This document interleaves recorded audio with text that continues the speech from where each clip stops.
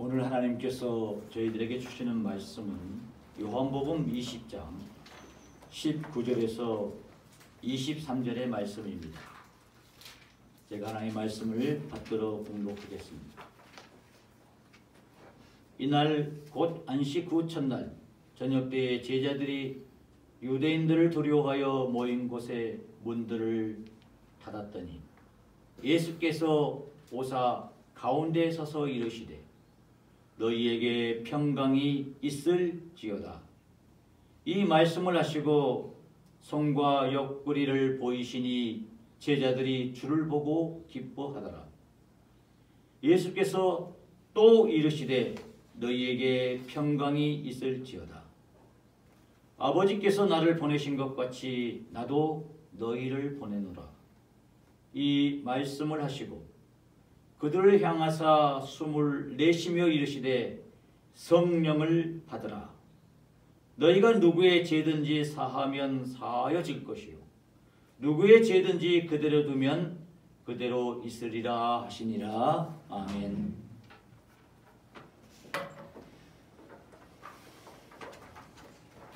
먼저 주님의 평강이 여러분들과 함께 하시길 바랍니다. 우리 함께 인사하겠습니다. 여기 옆에 있는 분들과 주님의 평화를 빕니다. 함께 인사하겠습니다. 주님의 평화를 빕니다. 이렇게 우리가 평화를 비는 까닭은 세상이 불안하고 긴장 가운데 언제 어느 때 무슨 일이 일어날지 모르기 때문입니다. 주님의 평안이 여러분과 함께 하시길 바랍니다. 이렇게 기도하고 또 하나님께 또 우리 만나는 사람들에게 안부를 묻는 것. 참 우리가 세상을 살다 보면 참 너무 불안한 것 같아요. 그렇죠? 얼마 전에 이태원 참사로 수많은 사람들이 잡으러 목숨을 잃었습니다. 너무 마음이 아프지 않습니까? 이게 남의 이야기가 아니라 언제 어디서 나에게도 닥칠 수 있다는 그런 하나의 이야기 아니겠습니까? 그래서 여러분 그 참사 이후에 사람들이 많이 모인 곳에 사람들이 가는 것을 두려워하고 또 지하철이 막 밀려서 막 푸시하고 그러게 되면 뭔가 조금 트라우마가 생겨난 것이 사실입니다. 그래서 여러분들 어떤지 모르겠습니다만은 뭐 좀 복잡하고 막 밀리면서 사람이 주변이 이렇게 한번 이렇게 돌았을 때에 뭔가 좀 사람이 뭐 걸치락거리면은 빨리 피해야 되겠다 그런 생각이 들지 않습니까? 캄캄한 밤거리를 여러분 혹시 혼자 이렇게 걸어본 적 있습니까? 근데 누군가가 발자국 소리가 터벅터벅 옵니다. 사람이 사람을 뒤따라오고 있는데 사람이 무서운 거예요.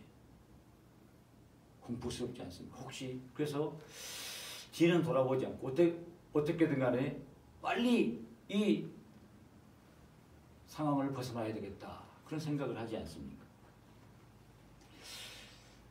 제가 영국에 있을 때 맨 처음 가서 하는 몇 가지 일들이 있습니다. 그 중에 하나가 이 차를 사는데 이 중고차를 사는데 이 적은 돈이 아니에요.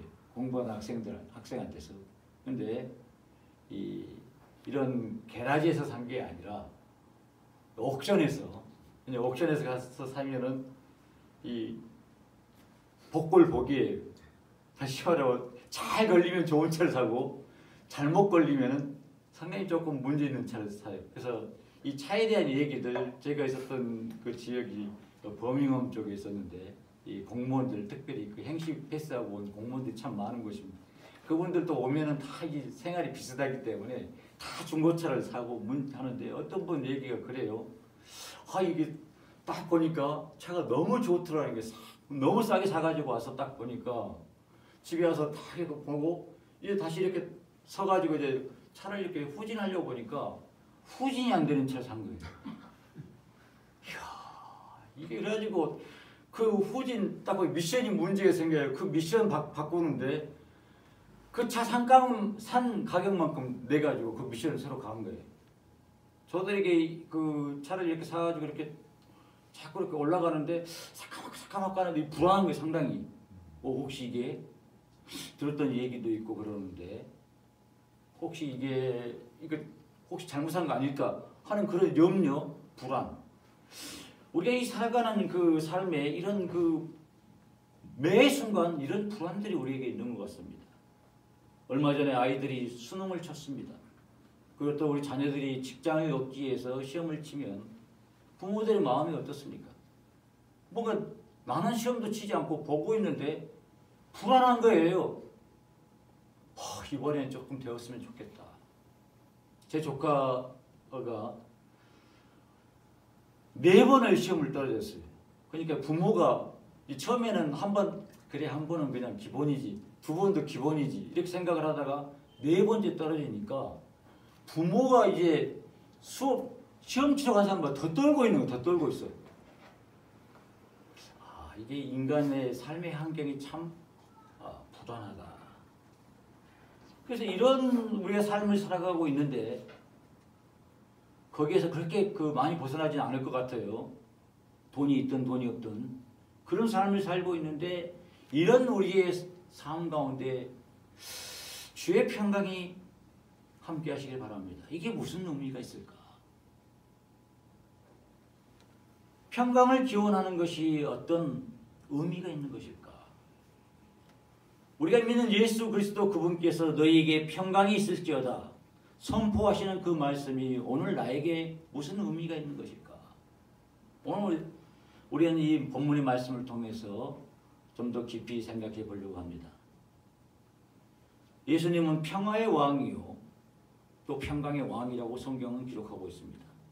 그리고 요한복음 14장 27절에 내가 주는 평화는 세상이 주는 평안과 같지 않다. 이렇게 선언하셨습니다. 바로 이 예수님은 누구십니까? 종종 우리는 어머니 마리아의 품에 안긴 예수의 모습을 보면서 참 평화로운 모습을 느낍니다. 풍랑이 치는 그리고 언제 난파할지 모르는 그 배 바닥에서 고물에 누워 잠드신 예수님의 표정을 보면서 참 그래 예수 믿는 사람 예수님의 모습은 저랬어. 언제 난파할지 모르는 그 배에서도 저 정도의 평안을 저 정도의 이 평강을 누릴 수 있어야 돼. 예수님의 늘 그 제자들이 같이 다니면서 힘박한 일들이 많지 않았습니까? 여러분 이 말고라는 사람 기억납니까? 말고.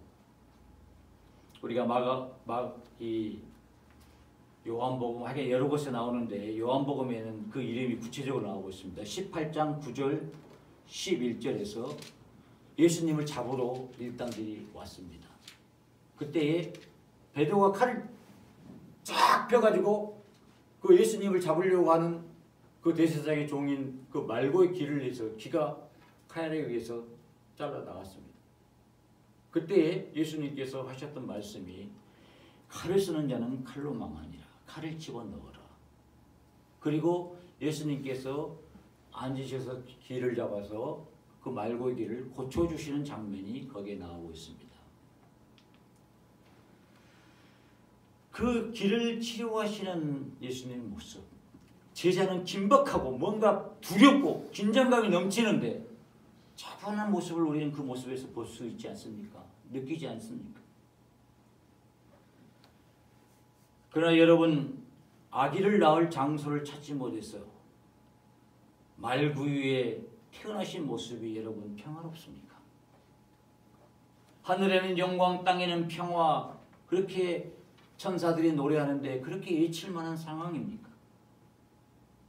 언제 죽을지 모르는 풍랑에서 이리저리 흔들리는 배 안에서 그 누워 계신 그 모습이 평화롭습니까? 진정으로. 십자가상의 극도의 고통 속에서 다 이루었다 말씀하시는 그 예수님의 모습에서 정말로 우리가 안도감을 느낄 수 있습니까? 사실 예수 그리스도의 삶을 둘러싸고 있는 세상의 환경은 긴장과 두려움 그리고 공포스러운 일들로 가득 차 있었습니다. 그러니 예수님을 따랐던 제자들은 어떻겠습니까? 그 스승 주변에는 언제나 긴장감이 감돌았고 예수님을 따른다는 것, 그 스승을 따른다는 것이 때로는 목숨을 건 위험투성이었습니다. 저희들이 읽은 오늘 본문은 스승 예수는 십자가에서 비참하게 돌아가시고 그리고 지금 제자들은 흩어져 있습니다. 예수님을 사랑했던 여인들이 예수님은 살아나셨다 막달라 마리아가 이야기를 해도 그들은 그것이 무슨 죽은 사람이 살아날 수 있어. 냉소적인 분위기가 차 있는 그런 시간입니다. 그리고 또 무슨 상황이 지금 전개되고 있느냐면 예수 믿는 사람들을 특별히 예수님의 제자들을 잡아 옥에 가두어서 그들 또한 예수님처럼 하나하나 죽일 수도 있는 그런 상황입니다. 그래서 제자들이 오늘 성경의 본문을 보니까 문들을 모두 닫았다. 왜? 두려우니까. 그리고 모여 있었다. 이곳에 한꺼번에 들어오면 한꺼번에 모두 다 잡아갈 수 있는 좋은 찬스 아니겠습니까? 근데 그런 어떤 불안함 그리고 긴장감이 감도는 그런 하나의 그 지경에 오늘 이 제자들이 있는 것입니다. 근데 이런 제자들에게 공포에 질린 제자들에게 숨어있는 집의 문을 모두 잠가놓고 있는 그 제자들에게 예수님께서 부활하신 예수님께서 나타나셔서 하신 말씀 평강이 있을지어다. 평강이 있을지어다. 반복해서 그들에게 평강을 이야기하고 있습니다. 그렇다면 여기서 예수님의 그 평강, 이 평화, 뭐 화평 이게 다 똑같은 말입니다. 히브리어는 샬롬이고 헬라어로는 에이레네라는 뜻입니다. 그리스어로는 팍스. 이 모든 것이 뭐냐면 평화를 말하고 있습니다. 그런데 이 평화라는 것이 무엇입니까? 고통스러운 그 현실, 불안한 현실을 잊어버리게 만드는 그런 마약과 같은 순간적인 불안한 그 현실을 피할 수 있게 해주는 그런 것입니까? 사실 그래서 그 당시 고통스러운 시간에 종교를 찾는 사람들이 이런 고통을 잊어버리고 또 거기에서 도피하기 위해서 그런 신앙생활을 한 사람들이 사실 많았습니다. 그래서 사실 칼 막스는 종교를 인민들의 아편이다라고 이야기를 하기도 했습니다. 왜? 너무 고통스러우니까, 너무 아프니까 뭔가 종교를 통해서 그 아픔을 잊어버리고 싶어 했던 거예요. 제가 예전에 그 섬겼던 교회에 거기에 좀 유명한 목사님이 계셨습니다. 근데 그 교회가 그 규모도 크고 그러는데 교인 수가 늘지는 않았어요. 거의. 그 목사님의 그 친구분이 누구셨느냐면 함석헌 씨였어요. 제가 가서 딱 볼 수 있었던 그 당시 지금은 한참 됐으니까 권인숙 씨 성고문 사건이 있었을 때 성도들에게 밑에 뭐가 나왔냐면 오늘 그 보안 거기 그쪽 그 근처에 교회 근처에 그 보안실이 있었습니다. 다시 말하면 그 암기부 그런 이 장소가 있어서 그 앞에서 데모합니다. 교인들이 늘 데모하고 그리고 이 독재 정권 물러가라 막 이러하니 거기에 조금 편을 원하고 이렇게 뭔가 조금 그 지친 이 세상에서 좀 편하게 살고 싶은 사람들이 오겠습니까? 안 와요. 그래서 그 교회를 제가 가서 섬기면서 보니까 이 교회의 주변에 늦게 생겨난 교회들은 막 성장하고 막 또 기쁨 속에서 이렇게 해나가는데 이 교회는 항상 똑같은 수예요. 200여 명. 이 정도 모인 성도들이 가까이 그 길을 이 평화를 줄 수 있는 종교 뭔가 내가 이 세상에 엄청 힘든 그 불안한 세상에서 나를 조금 잠깐 있게 해줄 수 있는 그런 종교들을 사실 성도들이 사람들이 찾고 있는 거예요 사실. 그럼 그런 것이 편한 겁니다. 그런데 예수님이 말씀하신 그 평안이 그런 평안이냐 이 말. 다른 사람은 모든 위험한 함정에 걸려 이태할지라도 나는 하나님을 믿으니까 하나님이 지켜주실 거야. 그런 안도감, 그런 것이 예수님이 말씀하신 평안입니까? 그래서 육체적 쉼이 있는 평안입니까? 아니면 그냥 영혼에, 육체는 고통스럽지만 영혼을 평안하게 해주는 그런 평안입니까? 오늘 제가 방금 앞에서 말했던 이러한 것들은 모두 부분적으로는 맞습니다. 원래 이 샬롬은 이스라엘 사람들이 서로 만날 때 하는 인사말입니다. 샬롬, 주의 평강이 함께 하시길 바랍니다. 샬롬. 이 평강에는 육체적 또 그들의 삶의 구체적인 하나의 문제 속에서 하나의 평화를 이야기를 했습니다. 이스라엘 백성들은 늘 전쟁이 주변에 있었고 늘 불안한 상황이었어요. 그래서 이 샬롬이라는 것이 그들에게 있어서 매우 중요한 인사였습니다. 육체적인 구원, 그리고 그들의 삶의 환경이 좀 더 평화로운 그런 삶이 되기를 묻고 또 그렇게 되기를 바라는 그런 하나의 이 인사가 바로 샬롬이었다라는 것입니다. 그러나 예수님께서 주시는 이 샬롬, 이 평강은 사실 이런 영혼과 육체 이 모든 것을 포함하고 있는 우주적인 평화입니다. 이 우주적 코스믹하는 피스라는 것은 우주적 평화라는 것은 하나의 그 평화 안에는 질서가 있습니다.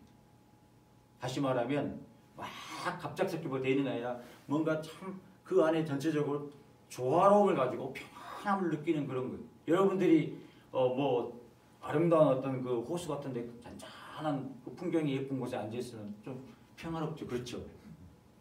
왜? 질서가 있어요. 우주적인 그런 하나의 평화를 이야기해요. 그래서 고린도서 14장 33절에서 하나님은 무질서의 하나님이 아니시오 오직 화평의 하나님이시니라 이렇게 이야기하고 있어요. 이게 무질서 속에는 사실 평화라는 것이 찾기 어렵습니다. 그래서 어떻게든지 우리가 이 가톨릭이든 기독교든 기도하면서 우리가 간상기도를 하고 또 하나님께 깊이 들어간 침묵기도, 그다음에 통성기도 뭐 이런 기도를 해나가면서 하나님 앞에 평안을 깊이 얻어가는 그 방향은 뭐냐면은 질서, 하나님과의 하나의 관계 속에서 질서를 찾아가는 거예요. 이게 예수님이 말씀하신 첫 번째 우주적인 평화, 육체적 영혼을 모두 포함하고 있는 우주적인 평화를 이야기하고 있는 것입니다. 또 두 번째로는 전인적인 인간의 종말론적인 구원까지 포함하는 그런 샬롬입니다. 그래서 누가복음 1장 79절에 보면 어둠과 죽음의 그늘에 앉은 자에게 빛이시고 우리의 발을 평강으로 인도하시리라. 다시 말하면 죽음 속에서 결국은 지금 내가 죽을지라도 결국은 하나님이 나를 평강으로 인도하실 것이다 라는 종말론적인 것을 담고 있습니다.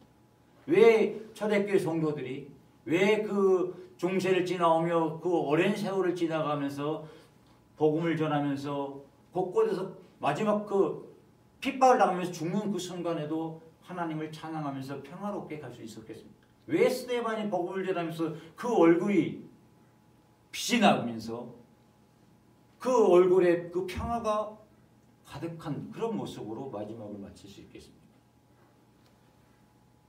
정말로 마지막 언젠가 세상이 끝날 때 하나님께서 이 영혼을 평강으로 지키시는, 그리고 그 평화로 그들을 구원한다는 그런 하나의 의미까지 포함하기 때문입니다. 세 번째로 이 예수님이 말씀하신 평화는 하나님과의 평화를 이야기하고 있습니다. 하나님과 더불어 가지는 평화입니다. 그래서 에베소서 2장 14절 17절에서는 바로 예수님은 우리의 화평이신지라 둘로 하나를 만드사 자기 안에서 새 사람을 지어 화평하게 하시고, 그리고 쭉 보다보면 먼데 가까운 데 있는 자들에게 평안을 전하셨으니 이런 말씀이 있습니다.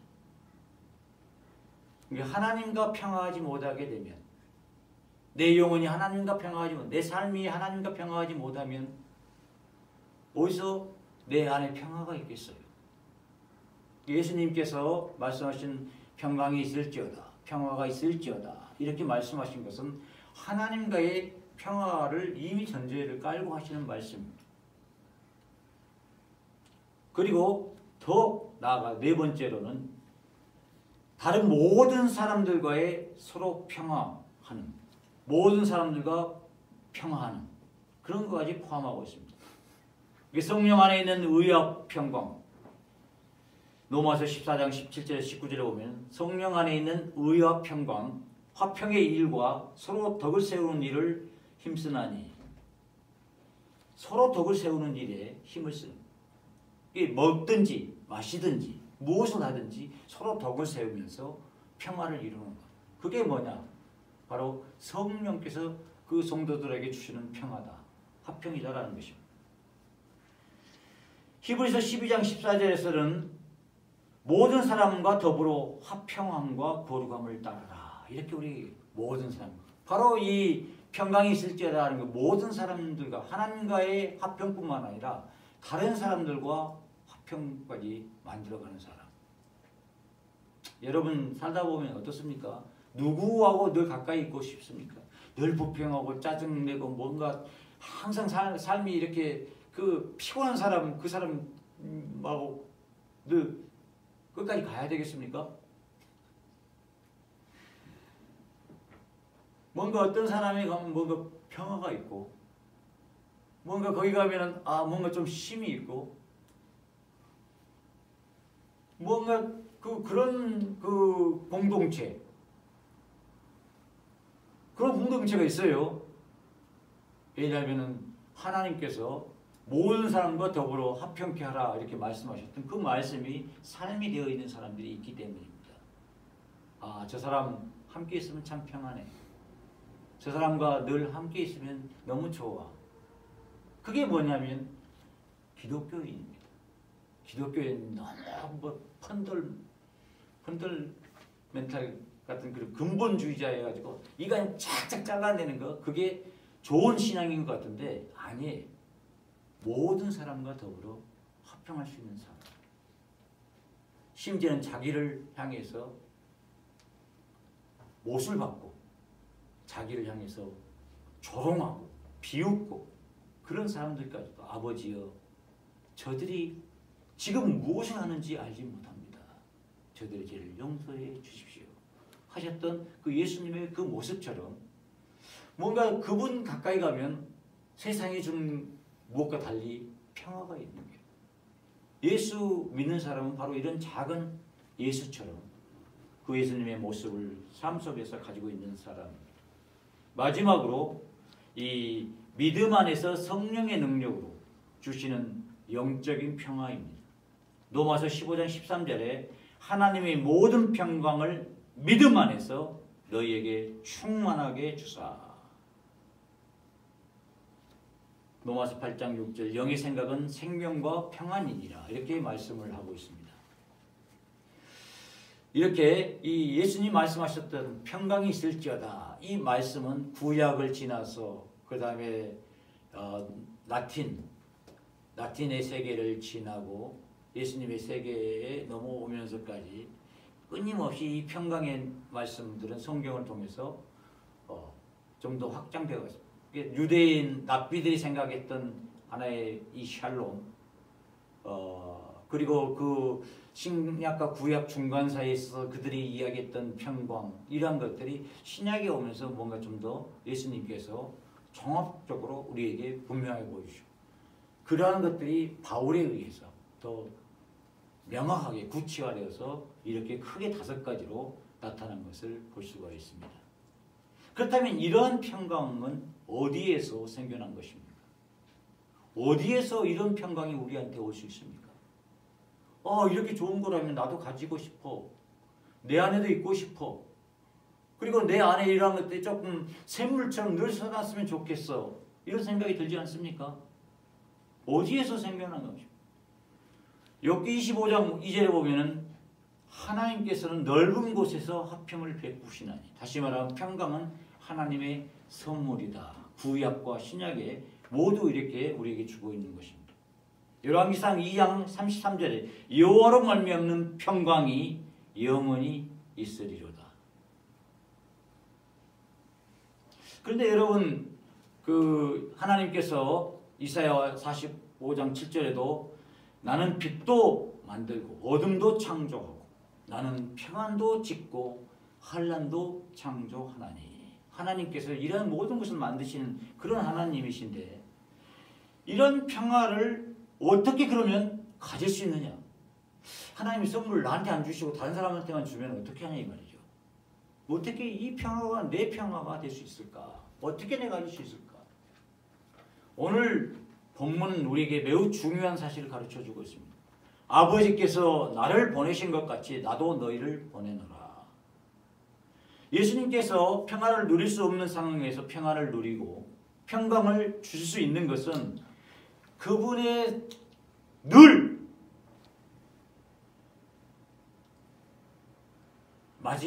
처음과 마지막 그 모든 삶의 전체 여정에서 그분이 늘 생각하고 그의 삶을 완전히 이렇게 잡고 있었던 것은 무엇이냐? 아버지께서 나를 보내신 것을 그는 늘 생각했습니다. 그분은 요한복음 4장에서 그랬잖아요. 나의 양식이 무엇입니까? 매일 먹는 것입니다. 나를 살리는 거예요. 나를 움직이게 하는 것입니다. 나의 양식은 보내신 아버지의 뜻을 온전히 이루어 드리는 것이다. 나를 보내신 아버지의 뜻을 온전히 이루는 것이 바로 내 양식이다. 예수님의 삶을 보시면 늘 아버지께서 나를 이 땅에 보내셨다. 나를 보내셨다라고 늘 그는 고민했습니다. 누구의 보내심을 받고 내가 이 땅에 있는가? 누구의 보내심 속에서 내가 이 땅에 와가지고 이 땅을 떠나가는가 하는 거예요. 여러분 이 땅에서 영원히 살 사람 아무도 없습니다. 누군가에 의해서 여기 와 있다가 누군가에 의해서 이 땅을 떠나게 돼 있습니다. 길지 않더라고요. 제가 보니까 어느 날 내 나이가 항상 청년인 줄 알았는데 청년처럼 보이죠. 와, 이렇게 시간이 빠르구나. 갈 때가 서서히 이제 주변에서 이제 이런 분 저런 분들 떠나는 제 친구들도 벌써 떠난 친구들도 있어요. 이게 그래서 늘 조금 몸이 안 좋고 뭔가 좀 하면은 하나님이 나에게 사인을 주시는구나. 너 떠날 준비를 해라. 그래서 이런 것들이 몸이 조금 좀 안 좋으면은 떠날 준비한다는 것. 이 땅을 내가 떠나서 내가 하나님께 다시 돌아간다는 것. 저는 인생이라는 것이 모든 것이 하나님으로부터서 하나님으로 말미암아 살다가 결국 하나님께 돌아가는 것. 이 바울이 로마서 11장에서 이야기하고 있는 것처럼 만물이 주께서 와서 주로 말미암다가 주께로 돌아감이니라 이야기했던 것처럼 우리 인생이 그런 거라고 생각을 합니다. 뭔가 좀 문제가 있을 때 아플 때 뭔가 내 삶에 정말로 고통이 있을 때 이제 서서히 정리할 때가 가까이 오는가 보다 이런 생각을 합니다. 그래서 이러한 것들이 좀 극도의 아픔과 극도의 이 땅에 대한 어떤 그 미련이 없어질 때 이 세상을 떠나는 것보다 그리고 더 이상 이렇게 아쉬움도 남지 않겠구나. 뭐 이렇게 아픈데 이렇게 고통스러운데 내가 여기 이제 서서히 정리하고 내 아버지께로 돌아가는 것이 정상적이겠다 이런 생각을 하는 것입니다. 누구에게 보내심을 받았냐 내가. 그리고 누구를 위해서 살다가 결국 누구에게로 가느냐. 이게 지금 내가 평화를 가질 수 있느냐 평화를 갖지 못하느냐의 매우 중요한 하나의 지점입니다. 내가 이 세상을 살아갈 때 누구의 보내심을 받아서 사는가. 여러분 자본주의에 보내심을 받고 사는 사람들, 돈의 하나의 보내심, 돈 때문에 이렇게 돈의 시간을 맞춰서 사는 사람들, 반드시 거기에 대한 대가를 내가 얼마만큼의 돈을 주면 대가를 치러야 되지 않습니까?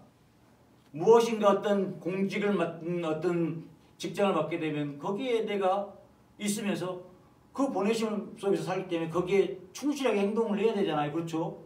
세상이. 거기에서 문제가 생기고 일이 잘 안 풀리고 그러면은 불안한 거예요. 근데 그곳에 있든지 아니면 어느 곳에 있든지 내 근본적인 곳이 아버지께로 왔다. 그리고 아버지께로 돌아간다. 내 삶의 정체성을 분명히 그렇게 가지고 살면은 이 평안함이 나에게 올 수 있습니다. 여러분 이거 아무것도 아닌 것 같습니다만은 여러분의 삶에 있어서 매우 중요한 것. 나는 아버지께로 와서 하나님께로부터 와서 결국 나는 하나님께 돌아갈 거야. C.S. 루이스 여러분 나니아도 쓰고 수십 권의 책을 쓰신 하나의 사상가가 있죠. 기독교 사상가. 그 C.S. 루이스가 일생을 통해서 해결해 보려고 했던 그 주제들, 그가 씨름했던 주제들 중에 하나가 뭐냐면 죄입니다. 죄. 어떻게 죄 문제? 다시 말하면 하나님과 분리된 불화. 그 죄의 문제를 어떻게 해결할 수 있을까 하는 고민이었습니다. 그러면서 그가 그 여러 책에서 그가 썼던 여러 책에서 이야기하고 있는 것 가운데 하나가 뭐냐면은 죄를 짓는 행위는 무엇인가? 결국 자세히 보니까 죄를 짓는 행위는 사람이 인간성을 상실해 나가는 과정이다 라고 생각했어요. 인간성이 상실해 나가는 과정. 아주 죄가 꽉 차 있으면 그 사람은 인간성이 하나도 없는 거예요. 인간이 아니라 이 말이죠. 만약 우리가 진정한 인간성을 가진 인간이라면 우리는 천국에 도달할 수 있을 것이다. 이 루이스는 그렇게 이야기를 했습니다. 반면에 지옥에 있는 사람들은 더 이상 인간이 아니다. 지옥에 몰려있는 사람들은 인간이 아닌 이상한 것들이 괴물들이 모여있는 거예요. 참 인간이라고 한다면 천국에 다 있을 것이다. 그가 이야기했던 이걸 가만히 생각하면서 참 좀 깊이 있는 하나의 묵상이다. 그렇게 생각을 했습니다. 왜냐하면 늘 죄를 추구하고 우리 인간은 자기 자신을 숭배합니다. 그리고 자기 중립적인 삶을 살고 있습니다. 그게 우리 인간입니다. 그래서 그들의 모든 인간성은 사라져 실체 없는 유령과 같은 존재가 되어가는 삶. 이제 보통 전문용어로 스노비즘이라고 보통 껍데기만 가지고 사는 사람들. 내 속이 없어요. 인간이 없는 거죠. 껍데기만 다 가지고 뭔가 허영심과 자만심과 나를 뭔가 조금 세워주는 차, 집, 뭐 이런 거 있으면 내가 뭔가 좀 이룬 것 같고 세상을 잘 사는 것 같아요. 그게 뭐냐? 오늘 이야기한 것은 돈에서 오는 평화, 옷으로부터, 집으로부터 오는 그런 평화 있지만 그게 우리에게 참 평화를 결코 안겨주지 않는다라는 것이죠. 성경이 그렇게 이야기하고 있습니다. 참 평화는 바로 평강의 왕이신 하나님으로부터 오기 때문입니다. 여러분 이걸 믿습니까? 그러므로 우리는 이 계시의 말씀을 주신 참 평강의 하나님을 믿어야 하는 것입니다. 그리스도의 십자가가 우리 사이에 하나님과 우리 사이에 온수된 벽을 허물고 그리고 하나 되게 하심을 믿어야 합니다. 성령의 능력으로 주시는 영적인 평화를 아멘으로 우리가 받아야 하는 것입니다. 그래서 예수님께서는 뭐라고 하셨습니까? 너희가 성령을 받으라. 숨을 내쉬며 성령을 받으라. 부활하신 예수님께서 불안한 긴장하면서 참 공포 속에 있는 제자들에게 성령을 받으라. 성령을 받으라.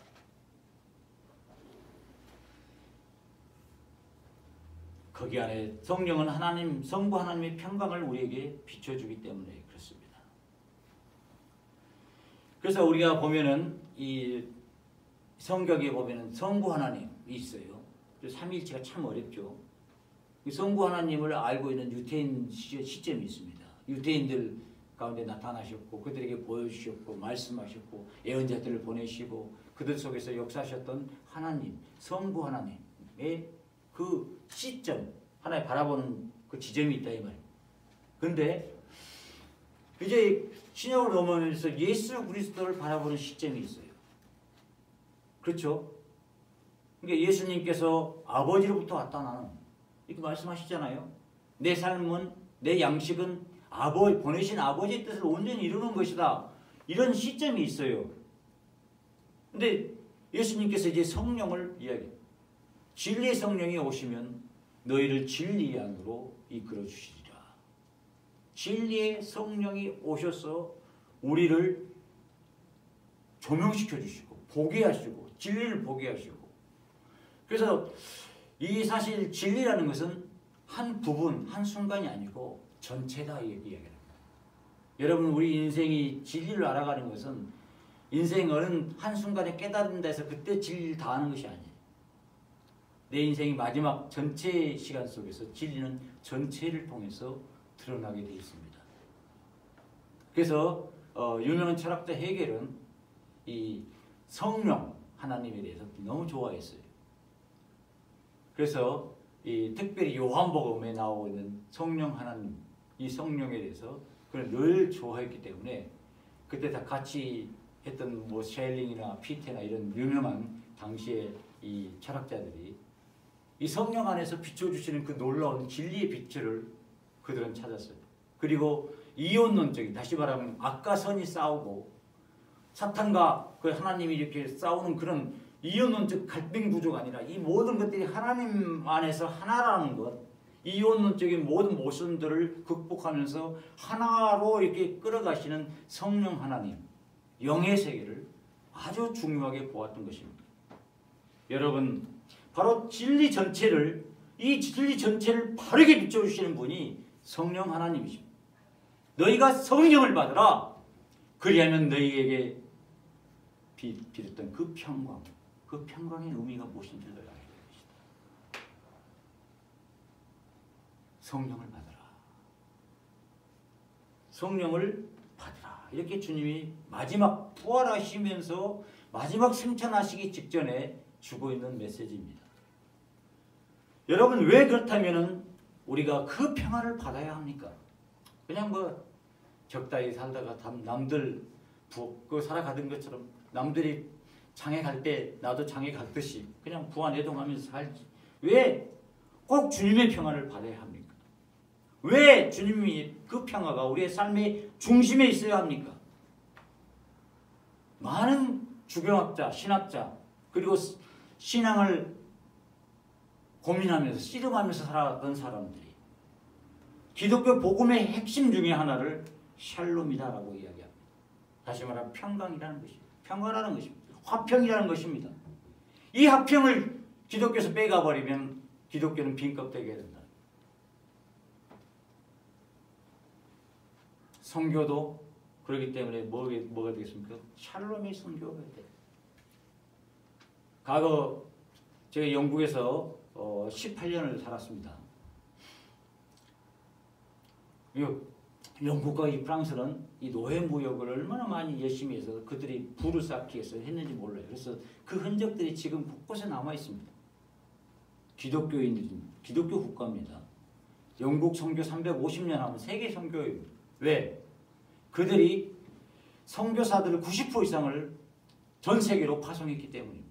우리나라에 예를 들어서 여러분들이 하나님 이렇게 부르지 않습니까? 누가 우리에게 하나님이라고 가드를 누가 하나님이라고 번역을 했습니까?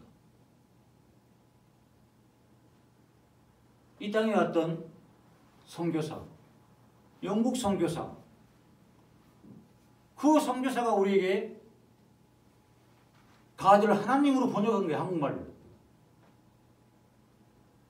그 정도로 이 세계 곳곳에 선교사들을 많이 보냈던 이 나라가 노예무역을 하고 또 심지어는 선교단체가 그런 노예무역 이데올로기에 하나하나 사로잡혀서 살았다는 것은 참 얼마나 부끄러운 것 중에 하나입니다. 거기에 무슨 샬롬이 있었겠습니까? 다시 말하면 선교를 하고는 있었는데 뭔가 문제가 있었다 이게 말이에요. 그래서 영국의 선교학자 이 콕스라는 사람이 영국 선교 350년, 300년에 넘는 그 시간들을 분석하면서 마지막 퀘스천을 하나 남겼어요. 이게 정말로 샬롬의 하나님께서 우리에게 가르쳐준 성경 전체에서 우리에게 가르쳐주신 하나님의 성교였는가? 딱 질문을 하고 그 책을 마무리를 지었습니다. 다시 말하면 우리가 무엇을 하든지 평화가 있어야 된다 이거예요. 우리가 복음을 전하든 또 우리가 봉사를 하든 남을 섬기든 내가 뭐 가지고 있는 건 내가 마음대로 하는데 너 받으면 되지 뭔. 아니, 받는 사람이 받음직한 섬김을 해야 된다. 받은 입장에서 그 사람에게 평화를 샬롬을 심어줄 수 있는 그게 뭐냐? 성경에서 우리에게 가르쳐주고 있는 진정한 샬롬입니다. 우리가 코이노니아를 합니다. 다시 말하면 교제를 나누는데 그 교제 안에도 이 샬롬이라는 것이 들어가 있어야 된다는 말입니다. 그렇기 때문에 바로 우리가 이 샬롬을 우리의 삶의 중심 가운데 있어야 하는 이유는 우리가 참 기독교인인지 아닌지를 분간하는 하나의 지점이 내 안에 주의 평강이 있는지 없는지 하나하나 그걸 통해서 우리가 알 수가 있기 때문입니다. 다시 말하면 성령이 우리 안에 계시고 성부 성자 하나님 우리의 삶을 주관하시면서 내 삶 속에서 하나의 이 샬롬이라는 것이 나오지 않는다면 나는 뭔가 기독교를 믿고 있는 것 같은데 하나님을 믿고 있는 것 같은데 참 하나님을 믿고 있지 않고 참 진리 안에 있지 않다는 말입니다. 우리가 하나님께 가까이 가면 갈수록 하나님은 자유의 하나님이기 때문에 우리에게 자유를 주십니다. 우리가 하나님께 더 가까이 가면 하나님은 우리에게 해방을 주십니다. 왜냐? 해방의 하나님이시기 때문에. 우리가 하나님께 가까이 가면 갈수록 그 하나님은 우리에게 평안을 주십니다. 왜? 평화의 왕, 샬롬의 왕, 평강의 왕이시기 때문입니다. 그런데 여러분 우리가 하나님께 가까이 가면 갈수록 우리에게 강팍해지고 우리가 가까이 가면 갈수록 우리 속에서 뭔가 욕심이 생겨나고 가까이 가면 갈수록 뭔가 부작용을 느끼고 가까이 가면 갈수록 내 삶이 뭔가 쪼그라들고 있고 뭔가 자유가 없어지고 그러면 분명한 것은 그 사람이 참 하나님을 믿고 있지 않다는 것이에요. 교회 안에 있지만 내가 하나님의 이름을 부르고 있지만 우상을 섬기고 있는 거랑 마찬가지다 이 말입니다. 내가 내 신앙을 늘 진단할 때 내 안에 정말 자유함이 있는가? 진리가 있는가? 평안함이 있는가? 하나님 가까이 가는데 나에게 평화가 없고 근심이 있고 늘 이런 고통 속에서 거기에서 호적거리고 있다면 이거 뭔가 내 신앙에 문제가 있다는 거예요. 그렇기 때문에 우리는 내 안에 샬롬이 있는지 없는지 왜 우리가 샬롬을 가져야 하는지에 대한 하나의 의미를 우리가 분명하게 알 수가 있는 것입니다. 우리 안에 평화가 없다는 것은 우리가 기독교인이 진정한 의미에서 아니라는 말입니다. 하나님과 평화하지 않는 사람이 어찌 그 안에 참 평화가 있겠습니까? 평강의 성령이 없는 사람이 어찌 하나님의 사람이겠습니까? 여러분 이 책은담이라는 곳에 고요한 곳에서의 고요는 참다운 고요가 아니다.